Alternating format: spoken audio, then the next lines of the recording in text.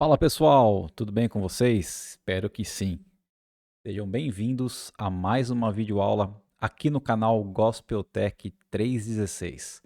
Eu sou Alessandro Moraes e hoje nós estaremos aí na aula de número 6 do nosso estudo do livro de Apocalipse, ok? Hoje Corumbá um pouco diferente, né? Vocês podem ver aí que eu tô com uma blusinha aqui e tal. Geralmente Corumbá é bem famosa pelo calor, né, pelo sol que aquece tudo aqui.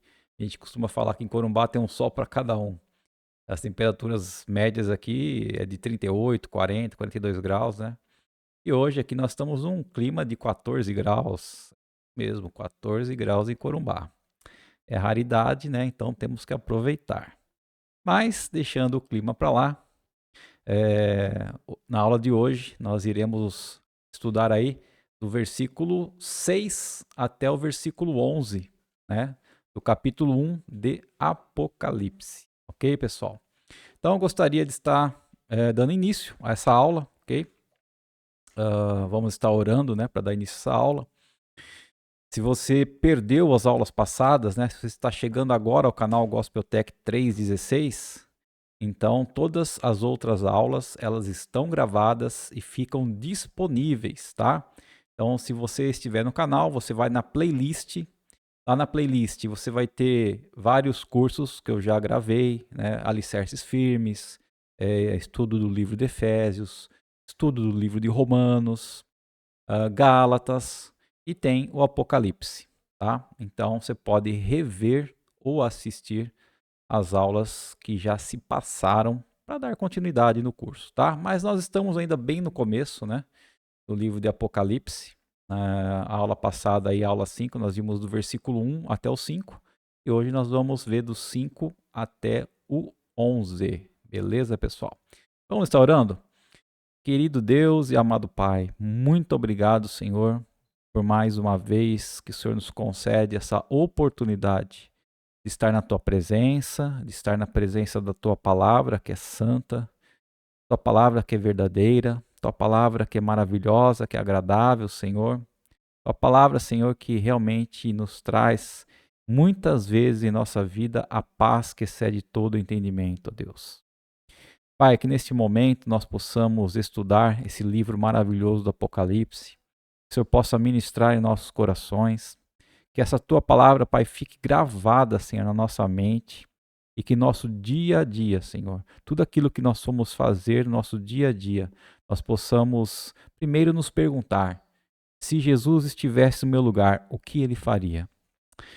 Pai, que o Senhor nos ajude, nos dê entendimento, que teu Santo Espírito esteja conosco em todos os momentos, Senhor. É o que eu te peço e te agradeço, em nome de Jesus Cristo. Amém. Amém, queridos? Então, hoje é a nossa aula de número 6 do curso de Apocalipse, ok? Esse capítulo 1, né, do livro de Apocalipse, o título dele é A Majestosa Apresentação do Noivo da Igreja, né? Então, é a majestosa apresentação de Cristo, porque Cristo é o noivo da igreja. E hoje nós estaremos estudando aí do versículo 5 até o versículo 11. E eu gostaria de estar lendo com vocês do versículo 1 de Apocalipse até o 11, tá?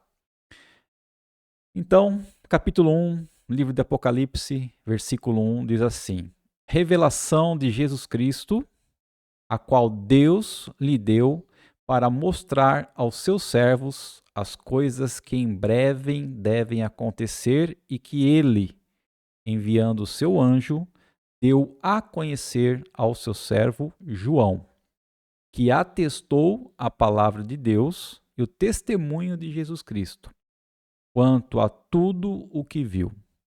E bem-aventurado aquele que lê, e bem-aventurados aqueles que ouvem as palavras da profecia e guardam as coisas nela escritas, pois o tempo está próximo. João, as 7 igrejas que estão na província da Ásia, que a graça e a paz estejam com vocês, da parte daquele que é, que era e que há de vir, da parte dos 7 Espíritos que estão diante do seu trono e da parte de Jesus Cristo, a fiel testemunha, o primogênito dos mortos e o soberano dos reis da terra. Então, aula passada nós estudamos até esse ponto, tá? E a aula de hoje, né, começa aqui. Aquele que nos ama e, pelo seu sangue, nos libertou dos nossos pecados e nos constituiu reino, sacerdotes para o seu Deus e Pai. A ele a glória e o domínio para todo o sempre. Amém. E eis que ele vem com as nuvens, e todo olho o verá, até mesmo aqueles que o traspassaram, e todas as tribos da terra se lamentarão por causa dele. Certamente. Amém. E eu sou o Alfa e o Ômega, diz o Senhor Deus, aquele que é, que era e que há de vir, o Todo-Poderoso. E eu, João, irmão e companheiro de vocês na tribulação, no reino e na perseverança em Jesus, estava na ilha chamada Patmos, por causa da palavra de Deus e do testemunho de Jesus. Achei-me no Espírito no dia do Senhor, e ouvi atrás de mim uma voz forte como de trombeta, dizendo: Escreva num livro o que você vê, e mande-o às 7 igrejas: Éfeso, Esmirna, Pérgamo, Tiatira, Sardes, Filadélfia e Laodiceia. Amém, queridos? Então, esses são os versículos aí que nós estaremos estudando nesta aula de hoje, ok? Então, do versículo 5, né, a segunda parte do versículo 5, que é o B, 5b, até o versículo 6, a palavra de Deus nos traz aí o quê? Uma doxologia, né, a Cristo, ao noivo da igreja. O que é uma doxologia? É quando alguém vai fazer uma, como eu posso dizer, uma reverência, né? Uma reverência, quando alguém vai dizer que uma pessoa vai exaltar uma pessoa, ok? Isso é uma doxologia, né? Uma glorificação. Então, a palavra diz assim: aquele que nos ama e pelo seu sangue nos libertou dos nossos pecados e nos constituiu reino, sacerdotes para o seu Deus e Pai. Então, a ele a glória e o domínio para todos sempre. Amém. Então, como a igreja deve se posicionar? Como que a igreja deve enxergar, né? Como a igreja deve estar diante de Cristo, diante do noivo, né? Noivo é o noivo da igreja. Sempre que a gente fala em noivo da igreja, é Cristo, tá?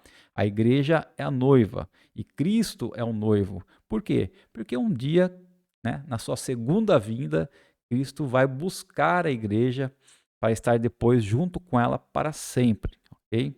Então, quando João, né, o apóstolo João, que escreveu o livro do Apocalipse, vê a glória do noivo, ou seja, a glória de Cristo, ele prorrompe numa doxologia suprema, né, numa adoração, numa exaltação suprema, diante da suprema glória de Cristo. E ele, João, se encanta com o Cristo que lhe é mostrado, com o Cristo que lhe é revelado, né? Porque o quê? A palavra do Apocalipse, esse livro do Apocalipse, nós já vimos que nada mais é do que a revelação. Revelação de quem? De Cristo. Então, quando João vê ali a glória de Cristo, o coração dele se derrama em adoração. Eu acho que se um de nós também estamos aqui estudando a palavra do Senhor, se nós pudéssemos ter essa oportunidade de ver a Cristo, não seria diferente com a gente. De tanta glória que é o Senhor, ok? Então, por que a igreja deve adorar o seu noivo? Por que a igreja deve adorar a Cristo? Então, alguns motivos. E ali, nos versículos que nós lemos acima, nos dão esses motivos, ok? E, em primeiro lugar, É porque Cristo nos ama, ok? O verbo está no presente, né? Cristo nos ama. Não está dizendo que ele nos amou e nem amará, ele nos ama. O amor de Cristo é algo que permanece, não passa, ele permanece para sempre. Então, Cristo nos amou, ele ainda nos ama e nos amará até o fim. Esse é o primeiro ponto. Né? Por que exaltar ao Senhor? Porque ele nos ama. Segundo ponto, porque ele nos libertou dos nossos pecados. Né? Então, o que é isso? É um ato de redenção que ele concluiu. Ok? Antigamente, antes de Cristo, os judeus se utilizavam, né, de sacrifícios de animais no templo para poder pedir o perdão dos pecados, a purificação das pessoas. Mas a partir do momento que Cristo, né, veio como Cordeiro Santo, como Ovelha Santa, a partir do momento que ele foi crucificado na cruz, que seu sangue foi derramado, todos os nossos pecados, daquelas pessoas que já existiam antes dele, dos que estavam ali, dos que viriam a existir como nós, todos os nossos pecados foram ali absorvidos por Cristo, tá? Então, por isso que naquele momento, né, que ele estava na cruz do Calvário, já perto da expiação, perto da sua morte, como Cristo humano, o tempo se fechou, a escuridão veio, né? Foi aquele momento de maior dor de Cristo, foi quando Deus, o próprio Deus, o Pai do Senhor Jesus Cristo, ele teve que dar as costas para o Filho. Por quê? Porque ele não amava mais o Filho, porque o Filho estava ali na cruz, ensanguentado, né? Todo açoitado. Não. Deus teve que virar as costas naquele momento para Jesus, porque Jesus estava cheio de pecado. E Deus abomina o pecado. Né? Foi por causa disso. Então, naquele momento da cruz, foi o ato de redenção. Né? Cristo se colocou em nosso lugar. Algo que a gente jamais poderia fazer seria nos salvar a nós mesmos, por qualquer ato de bondade que a gente possa fazer, qualquer coisa que a gente possa fazer nessa vida, a gente não conseguiria salvar a nós mesmos. Somente Cristo, Cristo que foi perfeito, somente Ele fez esse sacrifício por nós. Então a versão King James diz que Cristo nos lavou, né? Ele quebrou as amarras do pecado e nos limpou e nos limpa, nos purifica. O que é maravilhoso é que Cristo nos amou quando ainda nós estávamos sujos, quando ainda nós estávamos perdidos e depois nos libertou. Então Cristo, ele não ficou olhando quem estava para ser perdoado ou não, se a pessoa merecia perdão ou não. Ele foi e fez o sacrifício. Ele fez o sacrifício em nosso lugar. Então, mesmo quando nós estávamos perdidos, sujos, não valendo nada nesse mundo, mesmo assim, ele morreu por nós. Então, ele não morreu, Cristo não morreu somente pelas pessoas boas. Cristo não morreu somente pelas pessoas que fazem tudo certinho, direitinho. Não, Cristo morreu por todos. Pelo pior dos bandidos, pelo pior dos assassinos, ele morreu também. Então, se essas pessoas que são más, elas virem a reconhecer a Cristo como seu único Senhor e Salvador, mas a reconhecer não só da boca para fora, mas reconhecer como um ato do coração realmente, verdadeiramente, Cristo também as libertará e Cristo as perdoará, ok? Então, o segundo motivo é porque ele nos libertou dos nossos pecados. Por que é que devemos adorar a Deus, exaltar a Deus? Porque ele nos ama e porque ele nos libertou dos nossos pecados. Terceiro motivo, porque ele nos constituiu reino e sacerdotes. Então, a igreja não foi amada e libertada para ficar ali sem fazer nada, ok? Nós temos um objetivo em nossa vida. Essa libertação de Cristo, essa redenção, ele criou uma igreja, um povo sacerdotal, né? Um representante. Nós somos representantes de Deus aqui na terra. Então, nós somos um povo sacerdotal. O alvo do amor é no quê? É nós é nos constituir reis e sacerdotes para Deus, representantes de Deus aqui na terra. Então ele nos ama, Cristo nos levanta da lama, perdoando os nossos pecados, e depois ele faz o quê? Depois que nós estamos limpinhos ali, perdoados, ele coloca em nós uma coroa, né? E a mitra, que é aquela roupa. Então nós já estamos o quê? Assentados com Cristo nas regiões celestiais, mas haveremos de ser corregentes com ele, pois reinaremos com ele, ok? Então, na eternidade, nós reinaremos juntos com Cristo. Nesse momento, nós estamos vivendo só uma sombra, né? Só uma parte daquilo que nós viveremos na eternidade. Então, hoje, nós somos sacerdotes, nós somos representantes de Deus aqui na terra, mas vivemos com um pé aqui e com um pé no céu. Não vivemos ainda na plenitude tudo aquilo que Deus preparou para nós. A verdade é essa, né? Quando a gente fala de reino de Deus, a gente fala que mas ainda não, né? O reino de Deus chegou através de Cristo, mas ainda não totalmente, ok? Então somos um reino não apenas porque Cristo reina sobre nós. Não somos um reino somente porque Cristo é o nosso Senhor, mas porque nós também participamos do seu reinado. Então nós, como sacerdotes aqui, nós temos o dever de pregar, de ensinar a palavra, de aconselhar, de ajudar o próximo, de amar o próximo. Tudo isso é uma participação do reino de Deus, né? Nós temos livre acesso ao Senhor. Nós temos livre acesso a Ele, né? Não precisamos ter ninguém que possa nos conduzir a Deus a não ser Cristo Jesus, né?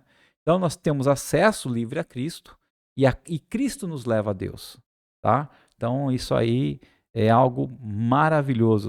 É aquele véu do templo, né, que caiu depois da morte de Cristo na cruz. O véu se rasgou de cima a baixo. O que quer dizer quando o véu lá do templo se rasgou de cima a baixo? Era o véu, era a cortina que separava o lugar santo do lugar santíssimo, né? E no lugar santíssimo só poderia entrar o sumo sacerdote uma vez por ano para poder pedir expiação do pecado do povo.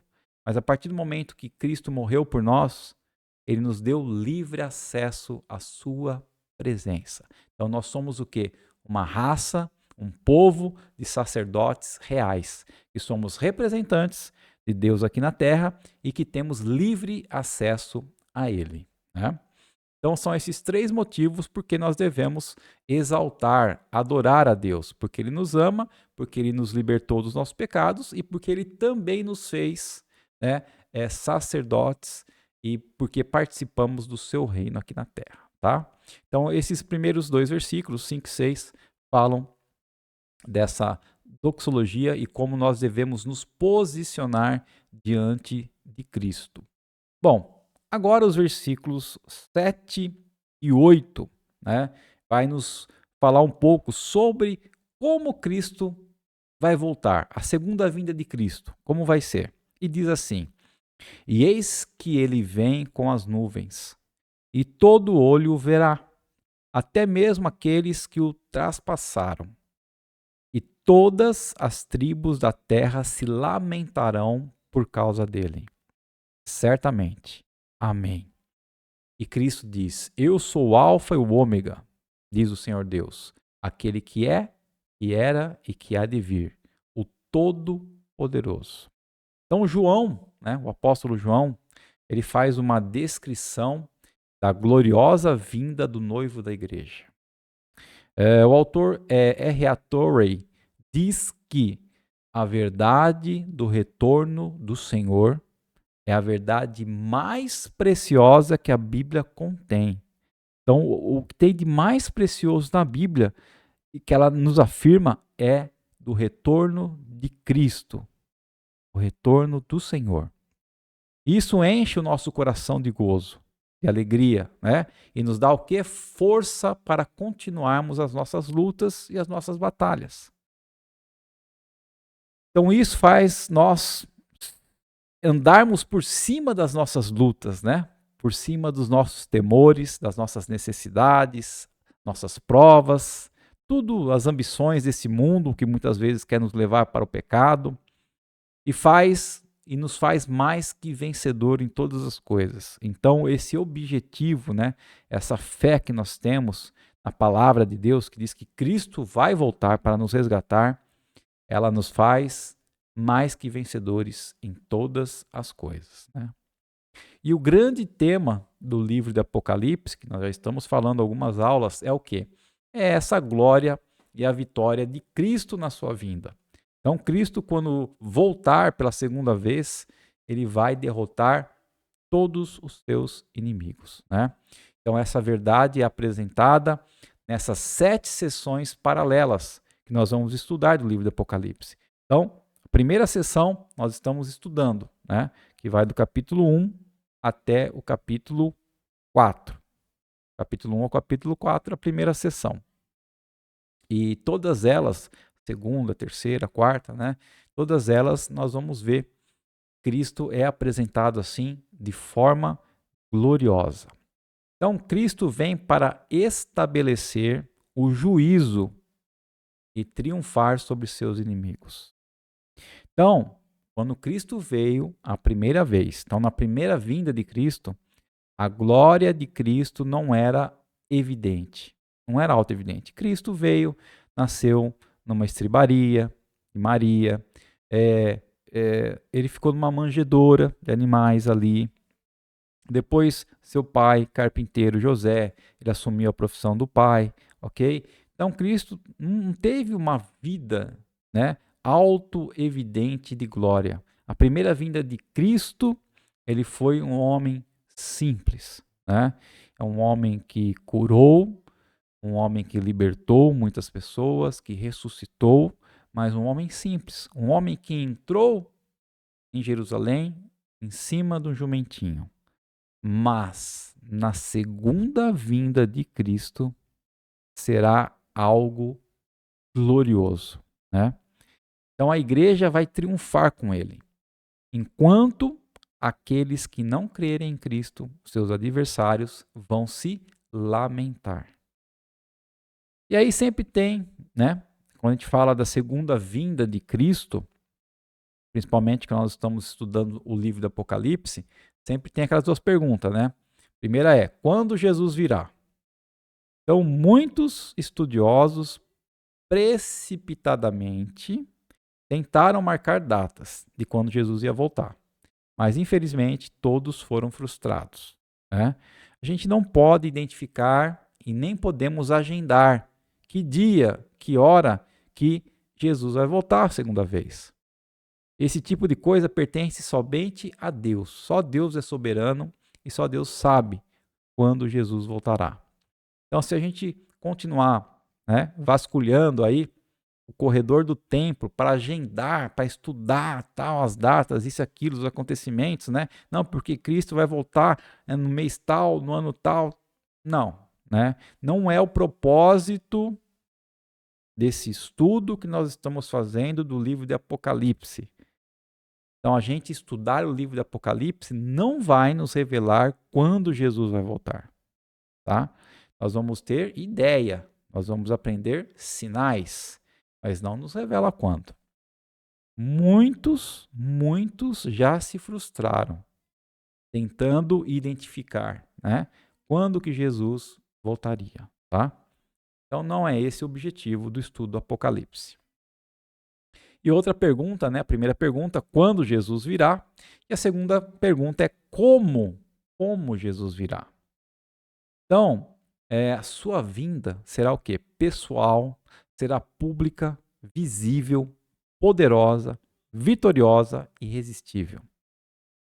A Bíblia não fala em nenhum ponto de uma segunda vinda de Cristo invisível ou uma segunda vinda secreta, né?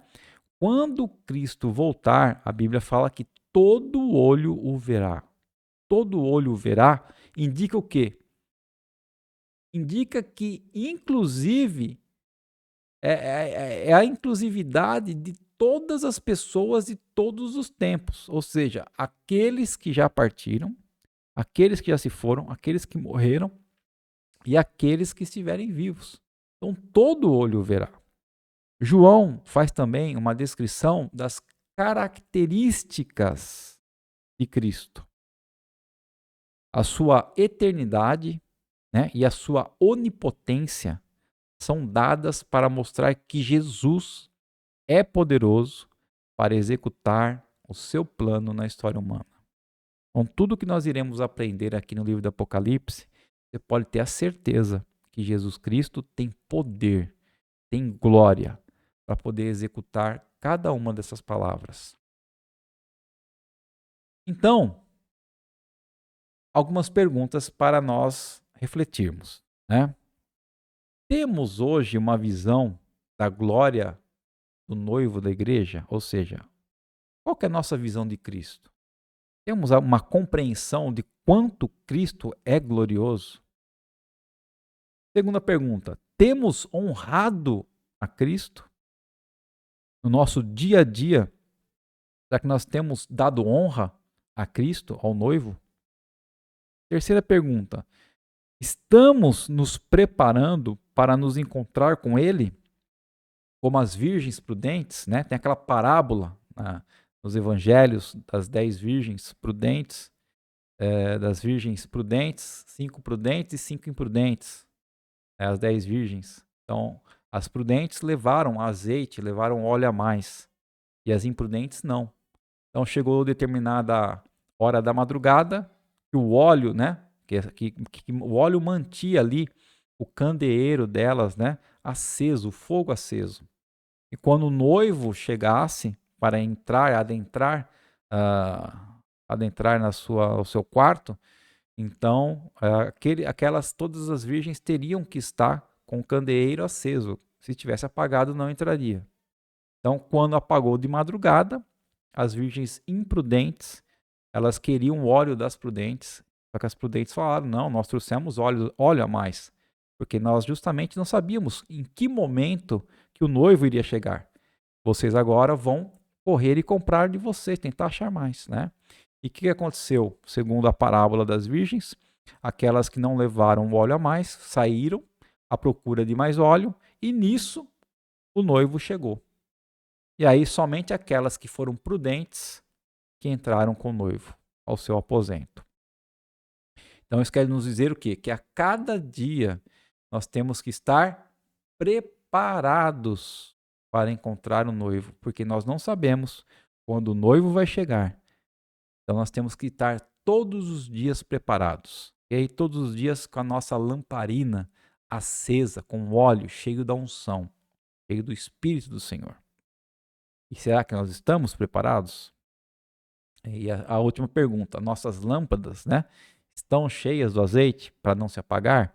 Para quando o noivo chegar, nós entrarmos com ele? Perguntas para nós refletirmos, ok, pessoal? Então, quando a gente fala da segunda vinda de Cristo, né, sempre aparecem essas duas perguntas. Quando Jesus virá e como Jesus virá. Bom, versículo 9, primeira parte do versículo 9. Vai falar sobre o quê? Vai falar sobre João, que escreveu esse livro, né, que ele estava ali na ilha de Patmos, mas a mente dele, né, o espírito dele estava numa revelação tremenda. Então diz assim o versículo: eu, João, irmão e companheiro de vocês na tribulação, no reino e na perseverança em Jesus. Então João aqui, ele está o quê? Se apresentando como um homem que tem o quê? Comunhão e intimidade, né, com os cristãos, com os crentes da Ásia. E ele está ali banido, isolado naquela ilha, preso, com os pés ali na ilha, naquele vale. Mas o que? A sua cabeça está onde? No céu. O seu cativeiro, a sua prisão ali, tornou-se-lhe a porta do céu. E ele ali se autodenomina o quê? Irmão e companheiro. É assim que ele se identifica. Ó, eu, João, irmão e companheiro de vocês.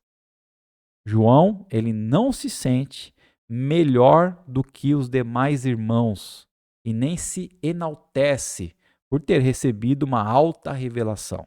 Né? A condição de porta-voz de Deus dada a João não anula a condição dele de irmão, de sendo co-igual, né, dos outros. Ele não era melhor que ninguém ali. Só que Cristo e Deus escolheu ele para revelar essas palavras. Então João se apresenta como um homem que participa das alegrias e provas com a igreja. E ele ali destaca 3 coisas importantes, né? Ele fala o que em primeiro lugar? Irmão e companheiro na tribulação. E a tribulação, ele é o quê? Tribulação é o quinhão do povo de Deus nesta era, né? Não há um cristão, um crente que não sofra tribulação. A igreja, que somos nós, né? Quando a gente fala em igreja, não é aquele templo que está ali construído de alvenaria, geralmente, né? Que a gente vai algumas vezes por semana para poder adorar a Deus, para poder louvar, poder escutar uma palavra. Ali é um templo, né, do Senhor. Mas a igreja somos nós. Então a igreja está no meio do conflito entre o quê? Entre os 2 reinos, o reino de Deus e o reino das trevas. A igreja sempre foi e será atribulada neste mundo. Sempre passará por tribulação. Mateus 24, né, um capítulo que fala muito sobre isso. Jesus fala do quê? Desse sofrimento da tribulação de uma forma crescente. Se a gente lê lá, os versículos 4 ou 8 descrevem o princípio das dores, lá de Mateus 24. Os versículos 9 a 14 descrevem os tormentos na forma de perseguição aos discípulos, perseguição daqueles que amam, que creem, que pregam a palavra do Senhor.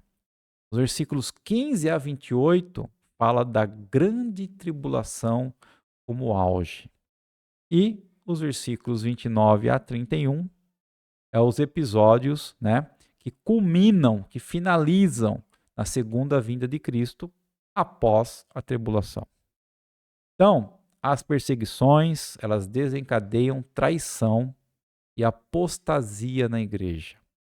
E essa perseguição já havia começado no próprio banimento do apóstolo João para essa prisão em Patmos, né? Então, o que ele está falando aqui dessas tribulações não seria algo somente para o futuro, mas já havia começado ali com ele. Bom, em segundo lugar, né, em primeiro lugar, João fala que ele é o quê? Companheiro na tribulação. Em segundo lugar, João fala que ele é companheiro no reino. Então, a igreja é o povo sobre qual o reino já veio e que herdará o reino quando este vier na sua plenitude. É aquilo que eu falo. O reino já existe aqui entre nós, mas não na sua totalidade. Mas, na nossa atual posição, né, a igreja, nós somos o quê? Um objeto de ódio satânico. Ok? Então, Satanás odeia a igreja. Porque nós oramos, porque nós pregamos a palavra da verdade, porque nós levamos a semente, né, que é a palavra, para muitas pessoas que estão dominadas pelo inimigo. Essas pessoas se convertem. Então a igreja é um obstáculo para Satanás, né? Então, por isso que ele nos tenta de todas as formas e nos persegue de todas as formas, tá? E em terceiro lugar, João falou também que ele é companheiro da igreja na perseverança em Jesus. Então, por causa desta perseguição e desses males, nós precisamos o quê? Perseverar, ter uma perseverança triunfadora, que nunca vai morrer. Né? Nossa perseverança não deve morrer. Mateus 24:13 diz assim: aquele, porém, que perseverar até o fim, esse será salvo. Então ainda não chegou o que havemos de ser, ainda não chegou. Ainda estamos o quê? Aguardando o triunfo final de Cristo. Mas os nossos olhos estão aonde? Sempre fixos no Rei que virá. Nós somos o quê? A noiva que espera o noivo. Né? Assim como a parábola daquelas virgens, nós estamos aqui com nossos candeeiros, nossas lamparinas acesas, esperando o noivo voltar. Nós vivemos em grande expectativa. Todas essas dificuldades, né, que nós experimentamos, nós passamos, nós estamos com Cristo ao nosso lado. Nós estamos unidos espiritualmente com Cristo e Ele nos ajuda a passar por todas essas tribulações. Só existe um caminho, né, entre a tribulação e o reino, entre a aflição e a glória. E esse caminho é o quê? É a nossa paciência ativa, é a nossa perseverança, segundo William Barclay diz. Ok? Então, o terceiro lugar é a perseverança em Jesus Cristo. Tá? Então, esse primeiro parte do versículo 9, João, né, se apresentando como irmão, companheiro na tribulação, no reino e na perseverança em Jesus. E para finalizar a nossa aula de hoje, né, segunda parte do versículo 9 até o 11, e vai descrever ali as circunstâncias, né, que João estava vivendo e João estava recebendo aquela revelação. E diz assim a palavra do Senhor: Estava na ilha chamada Patmos, por causa da palavra de Deus e do testemunho de Jesus. Achei-me no Espírito no dia do Senhor, e ouvi atrás de mim uma voz forte, como de trombeta, dizendo: Escreva num livro o que você vê e mande-o às 7 igrejas: Éfeso, Esmirna, Pérgamo, Tiatira, Sardes, Filadélfia e Laodiceia. Primeiro ponto, né? Aonde o apóstolo João escreveu o livro de Apocalipse. Então, o local é identificado. João foi banido para a ilha de Patmos, que era o quê?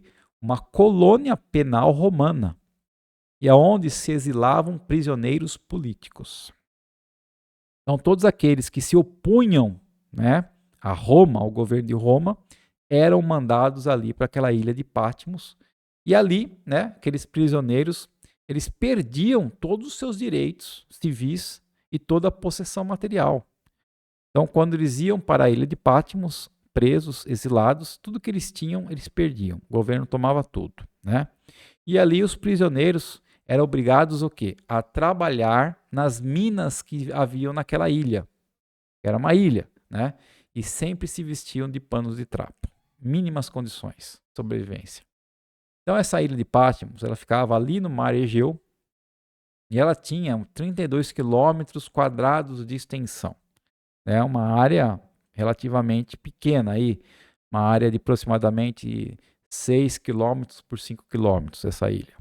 Ela era inóspita, uma ilha inóspita. Por quê? Por causa das rochas que haviam, né, as rochas escarpadas, e da constituição do solo. Era uma ilha que praticamente era desabitada naquele tempo. Era uma ilha nua, uma ilha vulcânica e com elevações de até 300 metros. E ela era usada para exilar criminosos políticos. Então, os romanos, né, os governadores de Roma, mandavam aqueles que não aceitavam o governo para lá.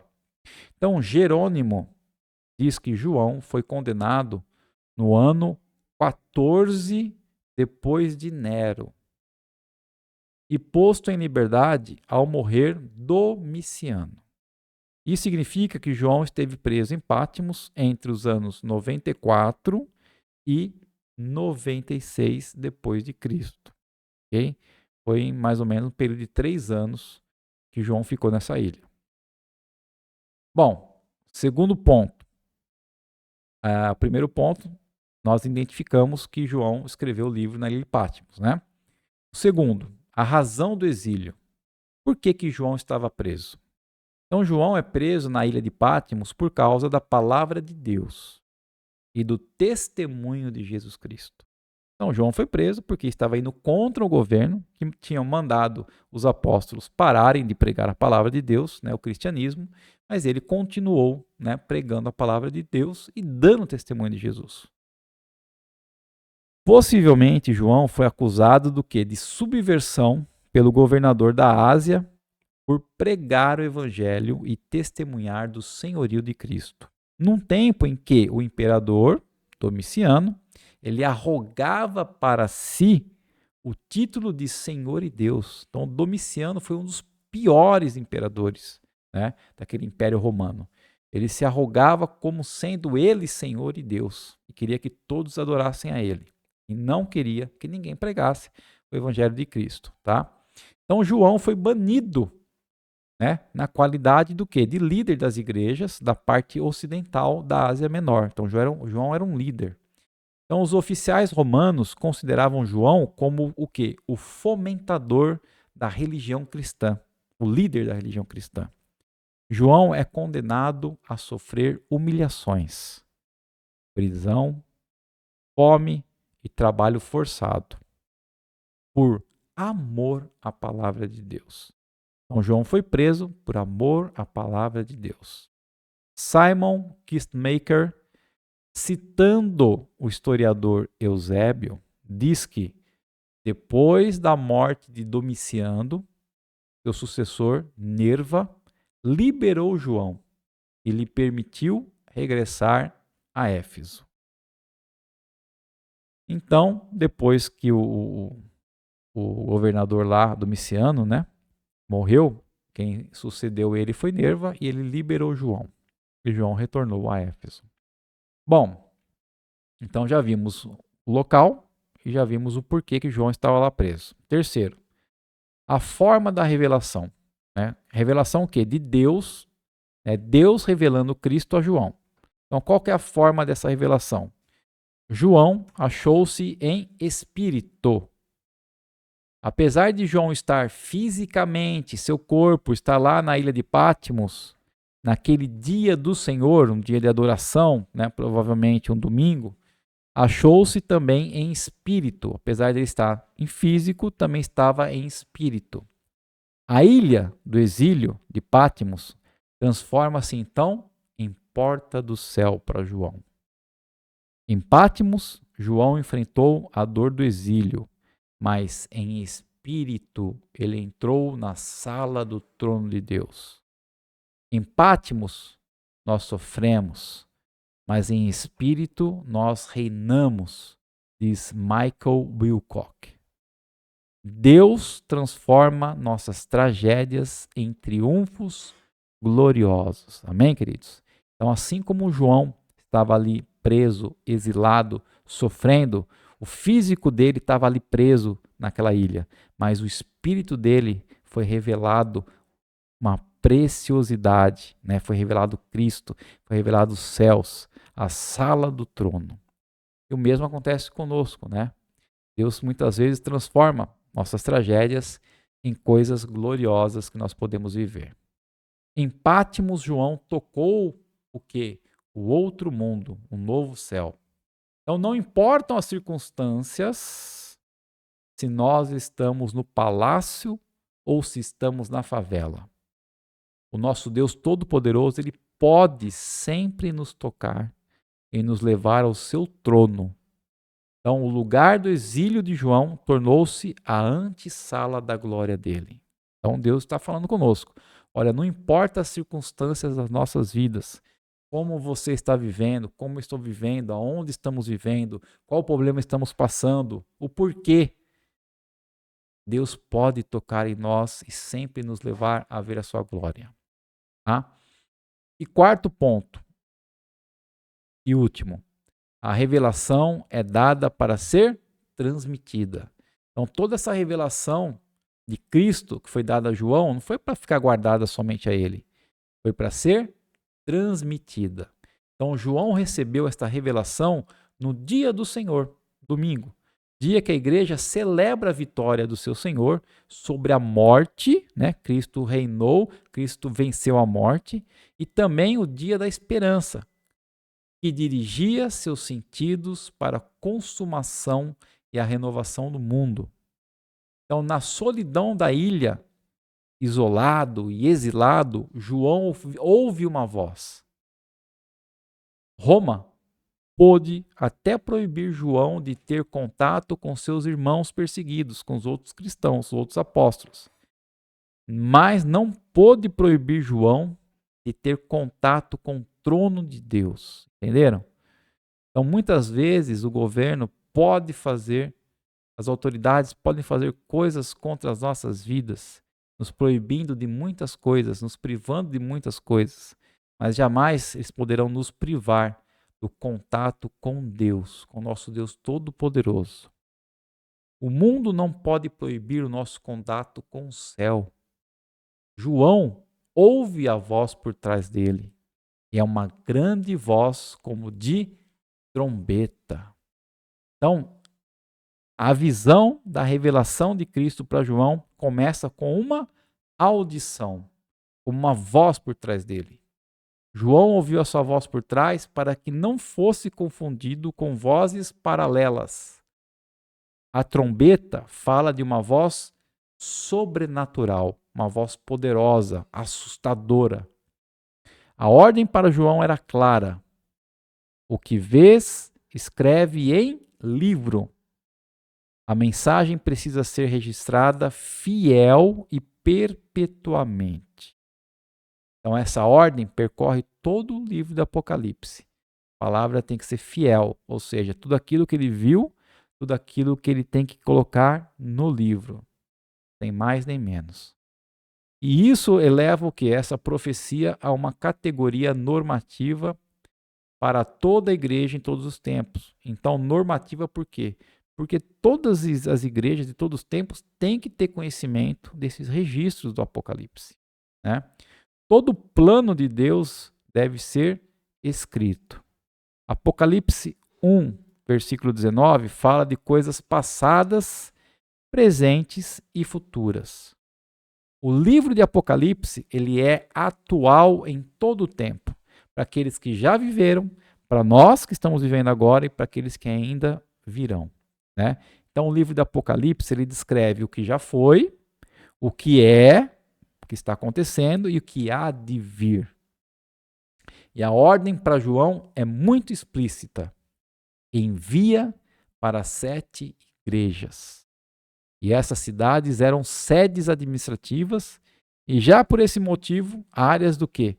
De concentração do culto ao imperador. Então, quando, né, João enviasse essa revelação para essas igrejas que estavam nessas áreas, que tinha uma concentração muito grande do Império Romano, já ia causar o quê? Já ia causar algo que seria uma esperança, né? Uma perseverança para aquelas igrejas em continuar crendo em Cristo, uma esperança que apesar de todas as perseguições e lutas que aquelas igrejas ali estavam vivendo, viria uma glória futura. Então, esses são aí os 4 pontos, né, que nos revela esses versículos de 9 a 11. O local que João escreveu, onde João estava, Ilha de Patmos. A razão por que ele estava preso foi porque ele estava pregando a palavra de Deus, né? A forma da revelação que foi descrita, ok? E a revelação foi dado para João, para ele transmitir a todas as pessoas, a toda a igreja de todos os tempos. Ok, pessoal? Então, esta foi nossa aula número 6, né? Onde nós aprendemos aí mais um pouco do livro de Apocalipse. Cada vez que nós tivemos uma aula aqui e fomos prosseguindo no aprendizado de cada versículo, de cada capítulo, vai ficando ainda melhor, ok? Bom, obrigado se você ficou comigo até este momento, se você aprendeu da palavra de Deus mais um pouco, assim como eu, né? Eu sempre peço para você deixar o like no vídeo se você gostou da aula e principalmente, né, compartilhar essa aula com outras pessoas que ainda não conhecem a palavra do Senhor. E se você não é inscrito no canal, se inscreva, ative o sininho aí para todo vídeo que eu lançar, você ser avisado. Vamos estar orando para finalizar a nossa aula de hoje. Querido Deus e amado Pai, nós te agradecemos por mais esse momento na tua presença, te agradecemos pela tua palavra, Pai, te agradecemos pelos ensinamentos que o Senhor tem ministrado em nós, que realmente, Pai, toda essa revelação de Cristo possa ser transmitida à nossa mente, Senhor, ao nosso coração, e que nós jamais possamos nos calar diante das pessoas, diante de qualquer autoridade ou diante de qualquer governo que queira vir contra a sua palavra, contra o seu reino, Senhor. Que o Senhor nos fortaleça, que o Senhor sempre esteja conosco, que o Senhor nos guarde, que o Senhor nos livre de todo mal, Senhor. Que o Senhor nos dê uma semana para a honra e glória do teu santo e poderoso nome, uma semana abençoada e guardada por ti, Senhor. Obrigado por tudo, ó Deus. Nós te pedimos e agradecemos em nome de Jesus Cristo. Amém. Bem, queridos, um grande beijo para todos, que Deus continue abençoando e até a semana que vem, se assim o Senhor nos permitir.